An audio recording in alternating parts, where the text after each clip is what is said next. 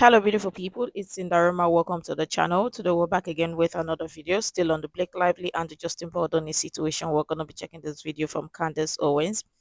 And there is a recent letter of Blake Lively's that Candace Owens was mentioned, and also Perez Hilton.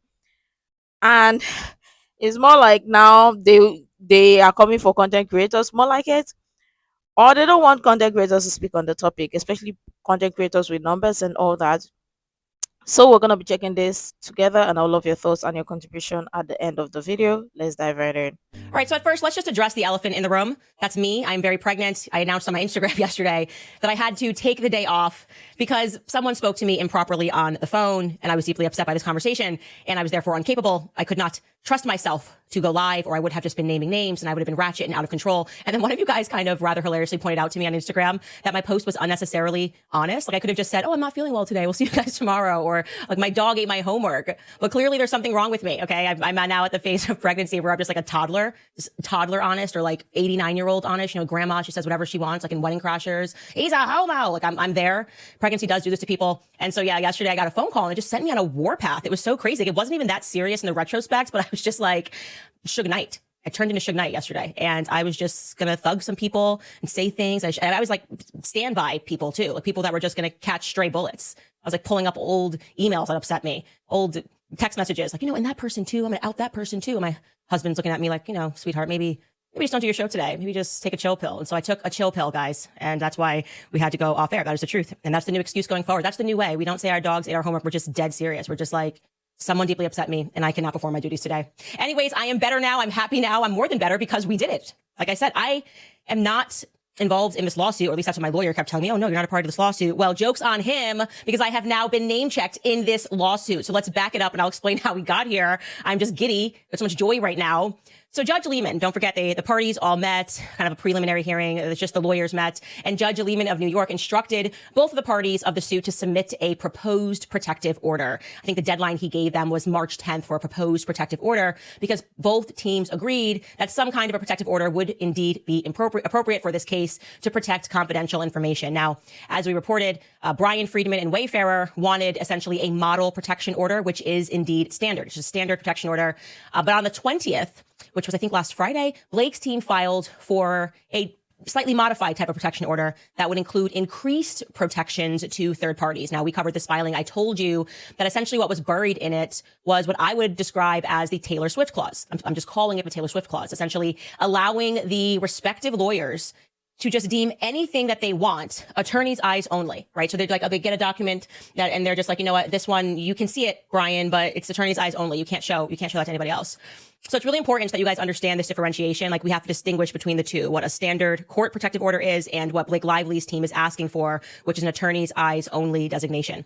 So the standard model one is referred to as a model protective order. The court model protective order is something that they had previously agreed to. It just means keeping some of the material that will come out through the course of a high profile lawsuit away from the general public, most importantly, because it's just irrelevant stuff that has no bearing on the legal consequences of the case, but might unintentionally stir the public.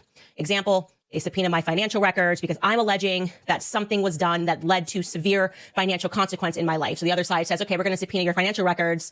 And in the process, they become privy to things that might embarrass me. Like the fact that yesterday when I was in a bad mood, I ate 2 bagels in the morning. I had 2 full bagels in the morning.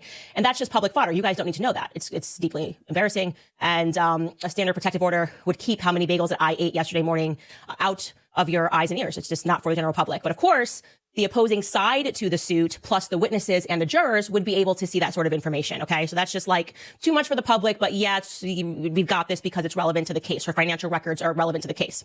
So attorney's eyes only is a different designation. It's essentially a request for documents that could indeed be extremely relevant to the case. And they're saying, we only want this to be shared between the attorneys, not even with the parties to the suit. So that means, Brian Friedman can see it, their lawyers can see it, but we're talking like not even Melissa Nathan or Justin Baldoni could see it because it might be very damaging to third parties. So to give you an example, if Brian Friedman subpoenas Taylor Swift's text messages, wink, wink, that's what I want to see. And it reveals that actually Taylor Swift was LOLing with Blake Lively about being a dragon. She was like, yeah, I'm a dragon. Rawr. And she was like plotting the takeover of the movie because she's bored and it's Tuesday and Joe Alwyn isn't responding to her text messages anymore and she's already finished her album. Well, Blake Lively's team is essentially requesting the right for their attorney to just designate that AEO, attorney eyes only, because that might unfairly harm the reputation of Taylor Swift. So to be clear, if the judge actually grants that kind of a protection order, the attorneys would become the judge of what exactly could be designated AEO. Does that make sense? I hope that makes sense. I used a lot of examples there that were very strong examples. So let's revisit the language from Blake's initial filing asking to strengthen the protective order. So they filed this on February 20th, like I said, and it says the proposed PO differs from this court's model PO primarily by adding the following: an attorney's eyes only category, which applies to confidential discovery material of such highly confidential and personal, sensitive, or proprietary nature that the revelation of such is likely to cause a competitive, business, commercial, financial, personal, or privacy injury. Specific examples of categories of discovery material that may qualify as confidential or AEO discovery information in a case of this nature, including, for example, previously non-disclosed information unique to the entertainment industry, such as, for example, creative ideas or client relationships or information of a personal or intimate nature in a case involving high-profile individuals and allegations of sexual harassment. Okay, so that's what they were alleging. This is really to protect these third parties, but they're also kind of saying that people are high profile, but also kind of trying to slide this idea that we're also protecting these because these are other victims of sexual harassment, which would be included in this. That's why we should definitely do this. So what ends up happening was yesterday, Justin Baldoni's attorneys got back regarding that filing, and they basically called them out, as they always do. And I'm going to show you what they said. They said, given how actively the Lively parties have publicized and litigated Ms. Lively's claims in the media, we are surprised to now learn how vehemently she wants to prevent the public from accessing material and relevant evidence. The Lively parties provided the New York Times with Ms. Lively's otherwise confidential administrative complaint filed with the California Civil Rights Department and thousands of pages of original documents, including text messages and emails. So that's kind of like a pretty strong argument, because they're saying, we're just like to remind the public that it was clearly her team who leaked private text messages and leaked emails without any due process at all to the New York Times. So why are they coming at us pretending that like, oh, such a thing could potentially ruin careers, when it seems like that's exactly what you were doing when you released these messages that only you had? Obviously, only you had them.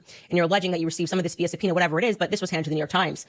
They then go on to say that Ms. Lively's counsel and spokesperson routinely attempted to rehabilitate her tarnished image with making bold statements to the press, such as characterizing the Wayfarer parties as, quote unquote, another chapter in the abuse playbook, or trying to convince the press that her amended complaint saves her meritless claims by referencing other purported victims, although she fails to name a single one.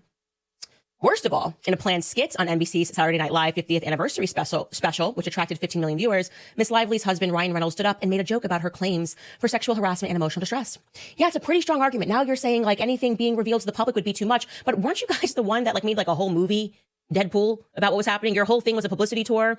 You know, it's giving like a never-ending publicity tour, but I want my privacy, Meghan Markle type vibes. Like, is there a little bit of a conflict between the words coming out of your attorney's mouths and your actions? That's what he is asking. And I want to say this, what he should have included, since I have now appointed myself a lawyer in the suit, not just a party and not just somebody who's a victim, but also a lawyer to the suit. I'm everything.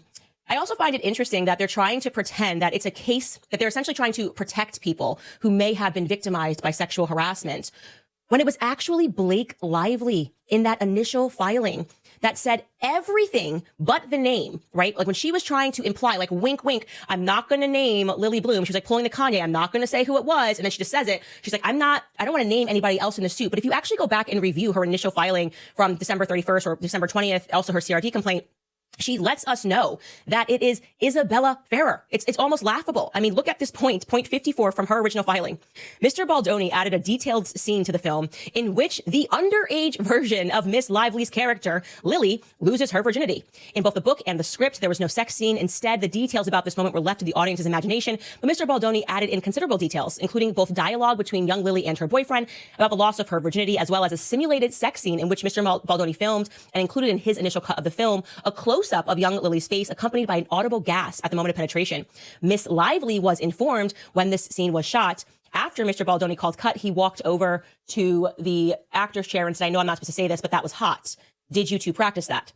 We know that's Isabella Ferrer. Like, it's ridiculous. Then another point in the suit, she mentions a mutual friend, a quote unquote, another female cast member, that's friends with Jamie Heath and Justin Baldoni. Liz Plank. She's basically saying everything. She's like, it's schmiz schmenk. It's schmiz schmella frerer, schleller.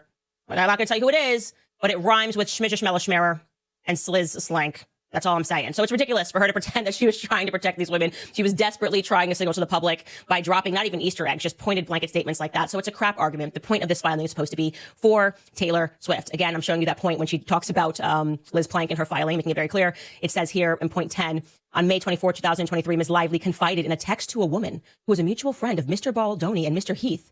Quote, I was going to invite you to set tomorrow. These people, whoa, it's like HR Nuts Day, the both of them. I wasn't expecting that turn. I mean, it's been present today, but I came home and cried. And so she talks about how she's creeped out, whatever it is. I don't want your male gaze or your words or your tongue or your videos or your naked wife. Yeah, it's shocking clowns. And Liz Plank obviously was friends with Jamie Heath and Justin Baldoni because they had the podcast together. So it's very obvious who she is referring to in all of these filings. And it is just pointedly ridiculous that she's pretending that the nature of these filings has anything to do with sexual harassment or sexual abuse, and rather has to do with her trying to protect Taylor Swift. Okay, so anyways, getting back to the response to this. So now Blake Lively, this gets to me. I'm coming up, guys. Hey, it's me. Hi, Mom. Look, I made it. We're getting here. Okay. So they then file also yesterday, and they are basically arguing to their argument. They're saying, like, actually, here's the issue. It says the model PO. So essentially, again, that is what Brian's team is saying, that the court model PO is enough. We want nothing extra. And they're saying the model PO defines parties or parties as those who are parties to the action. It does not reference third parties or expressly apply its process to them. So they're saying it doesn't go far enough. Taylor Swift won't be protected. And okay, fine. I don't know if that's true. I'm not familiar with that language, obviously. But then they go on to say that the opposition ignores that the proposed PO would extend the right to designate materials as AEO to parties and third parties alike, some of whom have already faced online harassment, threats, and attempted intimidation. So she's like, we need to extend these third party protections because some of these people are already getting threats and intimidation and they're being bothered online. Yeah. Hey, genius lawyer, that defeats your whole argument. It means the public already knows who these people are. Okay. So you're sitting here saying you got to protect them. We know who they are because of your filing. So if they're already being like, if you file this order, it's not going to stop millions of people in the world from saying Isabella Ferrer, you should speak up. It doesn't extend to the world. So it's making your argument moot. Again, she has terrible emotional lawyers who don't think through the arguments that they're making. And then it says counsel for Wayfarer parties recently public. This is always the emotional plea. They have to drop at least once in every filing that they're women. And it's making me sick, but it's fine. I'll read it. Counsel for Wayfarer parties recently publicly stated in an interview with TMZ that Wayfarer, Justin, and their representatives have no ill will nor vendetta against anyone who speaks up in any circumstance and have firsthand experience with and empathy for the struggles of going against incredibly powerful individuals. The moving parties respectfully suggest that the Wayfarer parties can actualize those professed goals, that is, to facilitate the pursuit of truth and to empower third parties, including the victims of sexual harassment, to stand up to incredibly powerful individuals. I find this to be hilarious because they are doing the exact opposite. They are actually protecting incredibly powerful individuals. Like I said, I see right through this. This is the Taylor Swift protection order. I'm not calling it anything different. It is a Taylor Swift protection order. She's a very powerful person. It is her who will have her brand hurt. It is her is the only relationship that they want to actually protect. Like I said, everyone else was just on the chessboard. They will ruin Isabella Ferrer for sports. They will ruin the career of Brendan Slinar. They don't care about that. They don't care about Liz Plank. I mean, really, do we need an expert on what a bromance is? These people were just like useful idiots to them. But Taylor Swift, for a narcissist, for two narcissists, they're like, that's what we want. We love power. We love feedback. We want to save this relationship. So we're going to file this, pretend it has something to do with something else that we can then go to her and say, we got you, babe. I got you, babe. It's totally fine. Then they go on and they start to argue about the specific tenets of paragraph 9 of the model PO. And they basically say that this designation is moot because if he's already said, basically Brian Friedman has already said that he doesn't believe Blake Lively and that she thinks that she wants publicity and that she's proven that she wants publicity. And so if we do the model PO, the two of us attorneys will have to go to the judge if we have a disagreement. Because in the model PO, you guys can look at the documents. You can say, oh, this is Taylor Swift's text messages. The lawyers from both opposing sides come together, look at the messages and they say, okay, let's not make this one public. And they agree. Well, her lawyers are saying they're never going to agree because Brian Friedman's just crazy. And so what then would happen is each time we'd have to go to the judge to make a decision. And that's just a waste of court resources. That's the argument they're making. It's a waste of court resources. Sweetheart, this entire lawsuit is a waste of court resources. Let's stop pretending that like this part right here is where it gets bad. The whole thing is a waste of court resources, okay? Until you guys scream uncle and realize that we're not going to let you out of this. We are wasting court resources. Let's not pretend that you care about that now. And here's where it gets to me. I'm so excited. The last paragraph. I can't believe it. Here it is. This is my big day. Is everybody watching? I just want to make sure everyone's watching. Everybody at home. It's me. Hi. Okay. So they wrote in the last paragraph, certain online content creators who frequently parrot the Wayfarer Party's line, at least one of whom just so happens to be a client of Wayfarer's counsel, Brian Friedman, have used similar misleading accusations. So that little petty Betty was a mention for Perez Hilton. So they wanted to get that in there. They want the public to know that Perez Hilton, who has been covering this extensively, has a conflict of interest because apparently he was a client to Brian Friedman. But there's a little bit of dirt thrown on me here because I'm the only other person that gets mentioned. And I want to be clear. They said at least one of whom just so happens. So they're like kind of trying to signal like, oh, but Candace could be too. So let me clarify. I have never spoken to Brian Friedman in my life. And it hurts me deeply. As I said to you guys, like he and I are connected in the stars or something. Like, he might be my brother from another mother. I've never spoken to Justin Baldoni. He's literally my cousin. Okay. So we're talking about a family that's been torn apart. We've never even met each other. We're a long lost family. So don't you try to put this little, maybe even other people, because then they mention me and they quote my tweets. And I'm not sure what argument they're making because I'm not sure what argument they're ever making because their entire lawsuit is just filled with contradictions. But they use my tweet and they say, late last night, which is what I said, I tweeted this, late last night while we all slept, Blake Lively and Ryan Reynolds filed a protective order. The guilty as sin couple is asking a judge to protect from the public some confidential documents and names that will be gathered in the discovery process. And then after they put my tweet, they write, predictably, the media outlets picked up the same narrative. Okay, yeah, but that's what you did. Like, what am I guilty of here? What am I guilty of here? Leading the pack of people, like, because like what, we're psychotic and we're checking your filings every day. And we said, oh, look, yeah, she's filing for more protection to protect, she thinks it's confidential documents. We just read through this. We showed the public that's what you're doing. So I don't understand why I got name checked here. And then just to say, predictably, the media outlets picked up the same narrative. They're like, they got me out here looking like Regina George when she cuts her shirt. And then everybody just starts cutting their shirts. It's like, no, I'm just telling the truth. And I don't understand what your problem is with me other than the fact that I am under your skin. I'm so excited. I'm under their skin. Blake and Ryan are watching. You know what's going to happen? I want to be very clear, guys. You know where we're headed? I can see us barreling toward this future. I am going to be put not just in the Deadpool movies, but all over that next Taylor Swift album. You guys are going to be Easter egg hunting. She's going to have songs about me. She's going to be like, nothing rhymes with kombucha. Yeah, there's going to be a whole song, and teenagers are going to be singing in the air. Oh, you took this. He's not even your cousin. Nothing rhymes with kombucha. I'm excited. And I'm going to go to the concert. I told you my little girl, she likes Taylor Swift music, and I am bopping to London Boy forever. But the point of the fact of the matter of everything that is going on is no. Okay, I'm not Judge Lehman. I'm not Brian Friedman. I'm not Justin Baldoni. I'm not Wilkie Farr Gallagher. But I am the public jury, lawyers, both parties. I have to be able to make a decision on my own show. And I'm telling you that we are not accepting this. Okay. I want the Taylor Swift text messages. I deserve the Taylor Swift text messages. Okay. I've worked incredibly hard for the Taylor Swift text messages. Years. Okay. Not years, but like everyone can see that I have made a real effort. And now that you have name checked me and I'm under your skin, I'm going to be there for a very long time. I'm not going to let go. I'm like a pit bull. Okay. I'm on to you. I see what's happening. And you're just throwing me in here for trying to make people think that I'm somehow connected to Brian Freeman when I'm not, but it will be in the future. Okay. That's my brother from another mother. And you're messing with my cousin and I'm pregnant. Okay. I'm feeling like Suge Knight yesterday. You guys lucky you didn't run into me yesterday. There would have been problems in these streets. And that's all I'm going to say about that topic. Exactly. They know exactly what they are doing. They name drops, or they name drop, they mention names, and then they come to tell you, oh, don't mention names. Then they leave those little tiny details. What's even crazy is the fact that they practically made a whole movie about this without people knowing.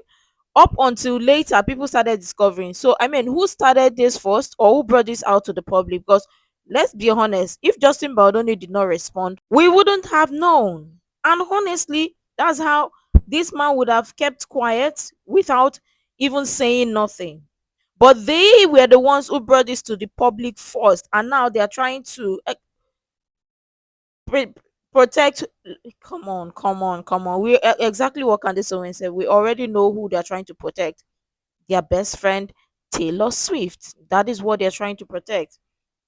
They really do not care about anybody, for being honest.